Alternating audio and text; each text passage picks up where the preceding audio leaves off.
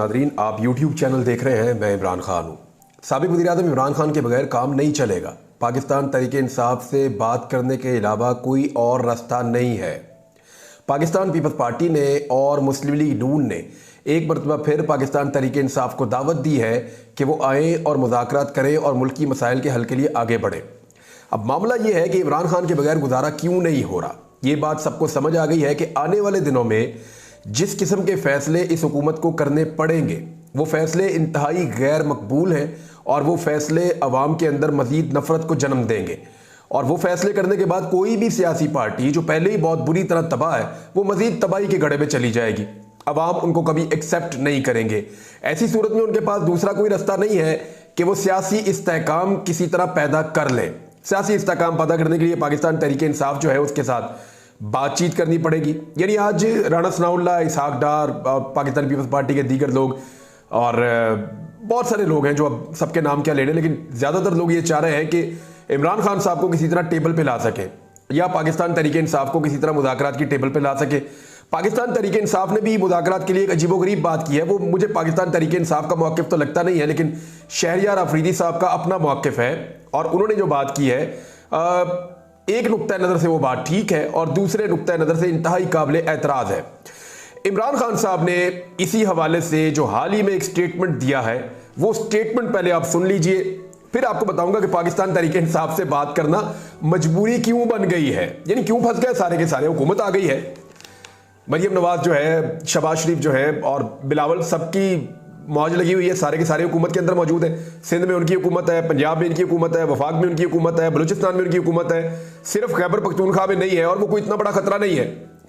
तो इसके बावजूद सारे घबराए हुए क्यों हैं, सारे परेशान क्यों हैं और इमरान खान की तरफ एड़ियां उठा उठा कर क्यों देख रहे हैं कि इमरान खान इनकी बात मान ले। यानी सख्तियां की जाती है, कभी इमरान खान का भांजा गायब हो जाता है, पता ही नहीं चलता कि वो कस्टडी के अंदर ही कहीं और चला गया है और वो पता ही नहीं चल रहा। इमरान खान की बहनें भी बता रही हैं। अब उस बहन की हालत आप देखिए, उसका इकलौता भाई है और इकलौता बेटा है। इकलौता भाई भी जेल में है, उसका पता नहीं चल रहा था। यानी इस किस्म के प्रेशर डाले जाते हैं, कभी दीवारें बनाई जाती हैं, कभी शीशे लगाए जाते हैं, कभी कैमरे लगाए जाते हैं, कभी मुलाकातें रोक दी जाती हैं, कभी पाबंदियां लगा दी जाती हैं, कभी बयानात रोक दिए जाते हैं, कभी एक के बाद एक सजा दी जाती है। सारा कुछ करके देख लिया इमरान खान के खिलाफ। तो इमरान खान कहता क्या है ये सुनिए। मेरी कौम जान ले कि मुझे सरासर जाली, झूठे, मन घड़त और बेबुनियाद मुकदमात जेल में कैद किया गया है। मुझे अगर 9 साल या इससे भी ज्यादा अरसे के लिए जेल में कैद रहना पड़ा तो रहूंगा। मेरी कौम को गुलामी की जंजीरों में जकड़ने वालों से कोई डील नहीं करूंगा। ये इमरान खान साहब ने 9 साल मजीद भी मुझे बंद करे ना तो मेरी कौम को गुलामी की जंजीरों में जकड़ने वाले जो हैं उनसे मैं कोई डील नहीं करूंगा। मामला इमरान खान साहब का शुरू हुआ था इस बात से कि हम गुलाम नहीं हैं, एक आज़ाद मुल्क है, हम अपने फैसले खुद करेंगे, हम दोस्ती सबके साथ करना चाहते हैं, वर्किंग रिलेशन चाहते हैं, मुज़ाकरात करना चाहते हैं, लेकिन हम आंखें बंद करके तमाम चीज़ों के ऊपर अमल दरामद नहीं करेंगे। आप मेरे मुल्क को किसी और मुल्क पे हमले के लिए इस्तेमाल नहीं कर सकते। मेरे मुल्क के लोगों की जान भी उतनी कीमती है जितनी आपके मुल्क के लोगों की जान कीमती है। ये बला बला बहुत सारी ऐसी चीज़ें थी। इमरान खान साहब को जो है वो इन सारे मामलात में बड़े तहफ़्फ़ुज़ात थे। कौम जो है उसने ये बातें सुनी और उनके दिल में घर कर गई। अब इमरान खान ये कह रहे हैं कि जिन लोगों ने ये सब किया है या कौम को गुलामी की जंजीरों में जकड़ने वाले जो लोग हैं उनके साथ मैं डील करने नहीं जा रहा। आप बेहतर समझते हैं वो कौन लोग हैं, लेकिन अब उस मामले पे आ जाए कि पाकिस्तान तहरीक इंसाफ क्यों सबके लिए जरूरी है, उसके बगैर गुजारा क्यों नहीं हो रहा, इमरान खान के बगैर काम क्यों नहीं चलेगा। इसकी जो सबसे बड़ी वजह है वो ये है कि अभी कुछ फैसले ऐसे होने हैं जिन्होंने मौजूदा हुकूमत की मकबूलियत के ऊपर हथौड़ा चला देना है। महंगाई का एक बहुत बड़ा बोझ है जो अवाम के ऊपर मुंतकिल हो चुका है ऑलरेडी पिछले 2 सालों में और मजीद मुंतकिल होने जा रहा है। तेल की कीमतें, बिजली की कीमतें और गैस की कीमतें किसी सूरत कम नहीं हो सकती, बल्कि ये बढ़ती जाएंगी। IMF का जो नया मुआहदा है वो और हुकूमत ये कह चुकी है कि ताकतवर बड़े लोग, अमीर लोग, उनके ऊपर नहीं बोझ पड़ेगा। तरक्याती कामों में कटौती होगी जब आपके पास पैसे ही नहीं है। आप अपनी तनख्वाहें देने के लिए पैसे उधार ले रहे हैं।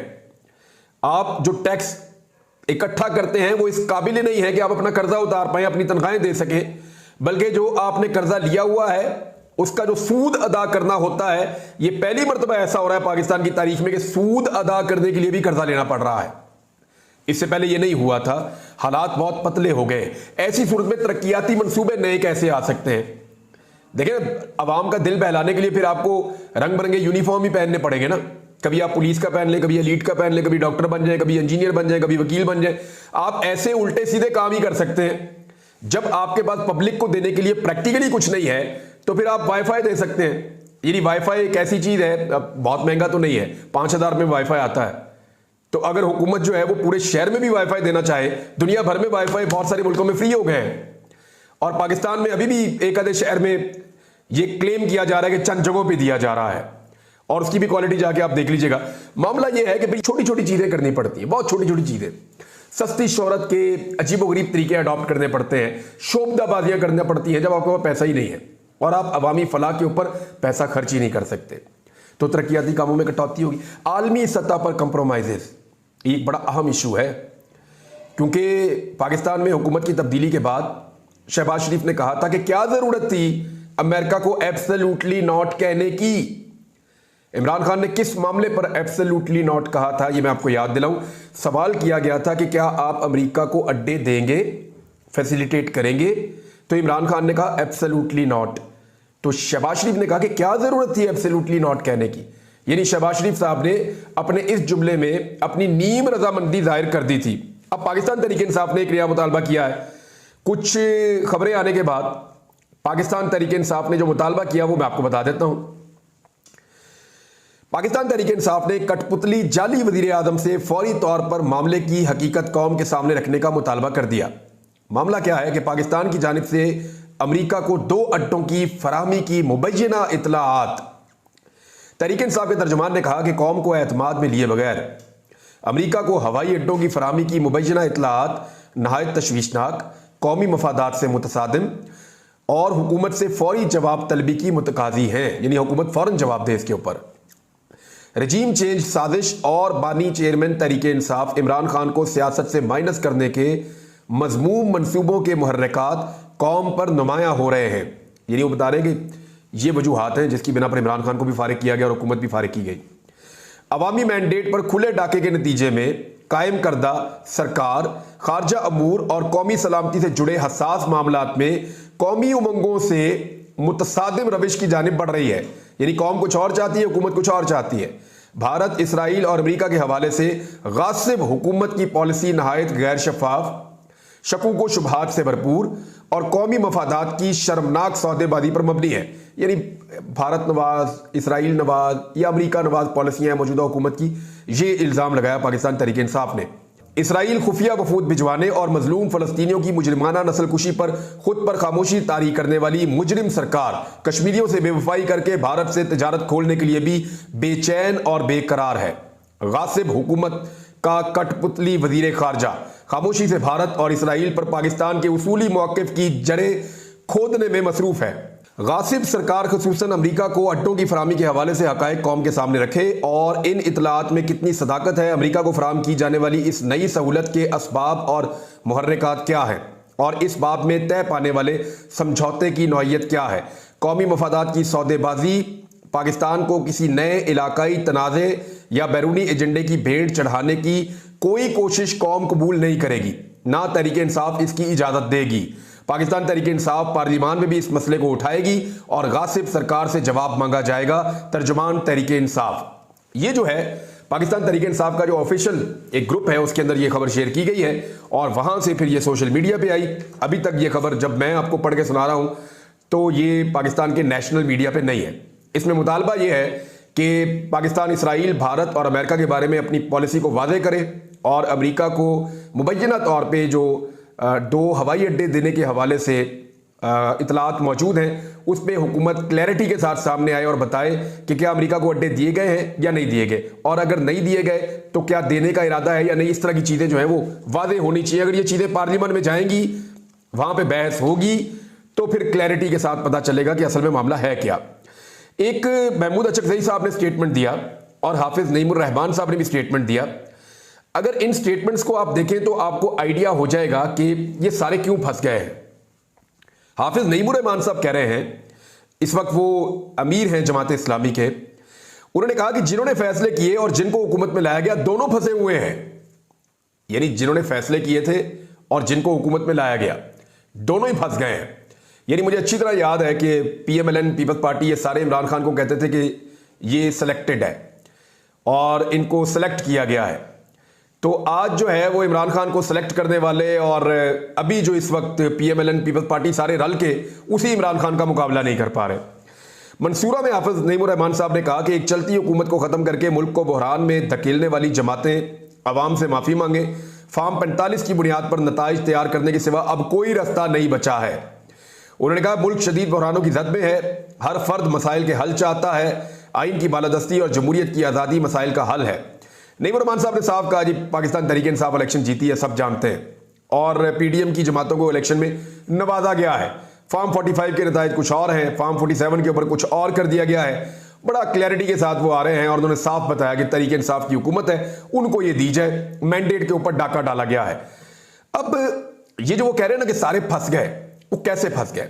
बात यह है कि लूट मार मची हुई थी मुल्क के अंदर, किसी को अंदाजा भी नहीं था कि अवाम का इतना सख्त रद्द-ए-अमल आएगा।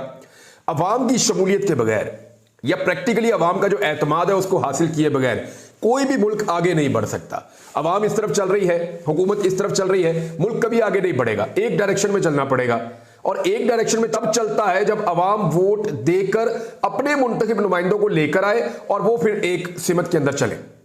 प्रॉब्लम वहां शुरू हुआ जब एक ऐसी हुकूमत बना दी गई जिसे अवाम ने मुस्तरद किया था इलेक्शन वाले दिन।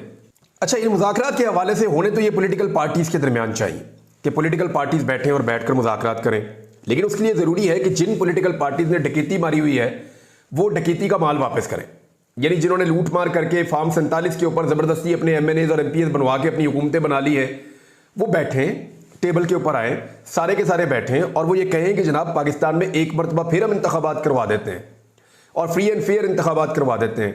आइए रूल ऑफ गेम्स तय कर लेते हैं और हम ये जो जाली मैंडेट है इसको छोड़ देते हैं। पाकिस्तान एक दफा फिर बैठे, चीजें तय कर ली जाएं, फिर इंतखाबात हो जाएं, पब्लिक जिसको हुकूमत दे वो हुकूमत चला ले। एक तो ये रास्ता है।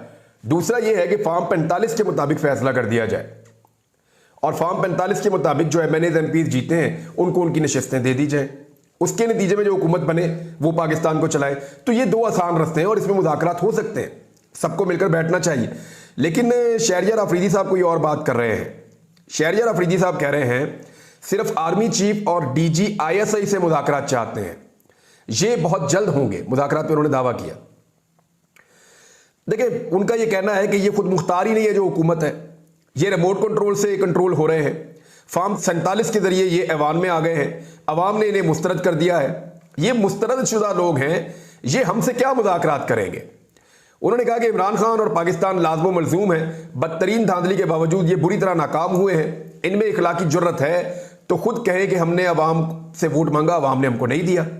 हम मुज़ाकरात करेंगे आर्मी चीफ और डीजी आईएसआई के साथ। इन लोगों को एस्टेब्लिशमेंट ने सपोर्ट किया है। मेरा लीडर कोई एनआरओ नहीं चाहता, पाकिस्तान के बेहतर मुस्तकबिल के लिए मुज़ाकरात चाहते हैं। मेरा लीडर की पहले दिन से ख्वाहिश थी कि एंगेज करें। मेरा लीडर एंगेज करना चाहता है लेकिन कोई रिस्पांस नहीं आता। रिस्पांस आता है तो सबको पता चलता ये मुल्क, फौज और इदारे मेरे हैं, फौज से मुज़ाकरात होंगे और बहुत जल्द होंगे। ये शहरियार अफरीदी कह रहे हैं। लेकिन देखिए, उसूलन तो इदारों का पॉलिटिक्स में काम नहीं है, उसूलन तो नहीं है। ये सारे मामला सियासतदानों को खुद उठाने चाहिए, सियासतदानों को खुद बैठकर मुज़ाकरात करने चाहिए और किसी नतीजे पर पहुंचना चाहिए। और जिन इदारों का वो नाम ले रहे हैं उन इदारों को सियासत से आहिस्ता आहिस्ता बाहर करना चाहिए। हाँ, अगर वो एक सपोर्ट ढूंढ रहे हैं कि हमें सबको बिठाए कौन और कैसे, तो अब तक जो हुआ है उसके अंदर तो दिखाई नहीं दे रहा। ऐसा लगता है ये मामला अभी ऐसे ही चलेंगे। शुएब शाहीन साहब ये कह रहे हैं कि एस्टेब्लिशमेंट के पास आज भी वक्त है, होश के नाखून ले, हमारे पक्के के डाकू फार्म 47 की पैदावार हैं। ये शुएब शाहीन साहब कह रहे हैं। नजम सेठी साहब ने जनरल बाजवा साहब के बारे में एक स्टेटमेंट दिया है और बाजवा साहब बड़े परेशान हैं, ये नजम सेठी का कहना है। वो ये कह रहे हैं साबिक आर्मी चीफ जनरल कमर जवेद बाजवा साहब के बारे में कि बाजवा साहब बड़े परेशान हैं, जहां जाते हैं पाकिस्तानी बिलखसूस पाकिस्तान तहरीक इंसाफ इनके पीछे पड़ जाते हैं, गालम गलोच शुरू हो जाती है। जो इनके लिए शर्मिंदगी का बायस है, वो अपना नाम क्लियर करवाना चाहते हैं। ये जो शायद कुरान पाक जो उन्होंने उठाकर बात की सहाफ़ियों के साथ, शायद इस तनाज़ुर में वो ये बात कर रहे हैं कि वो अपना नाम क्लियर करवाना चाहते हैं। देखिए, जनरल बाजवा साहब के बारे में ज़्यादा वो लोग गवाहियाँ दे रहे हैं जो जनरल बाजवा साहब के बहुत करीब थे।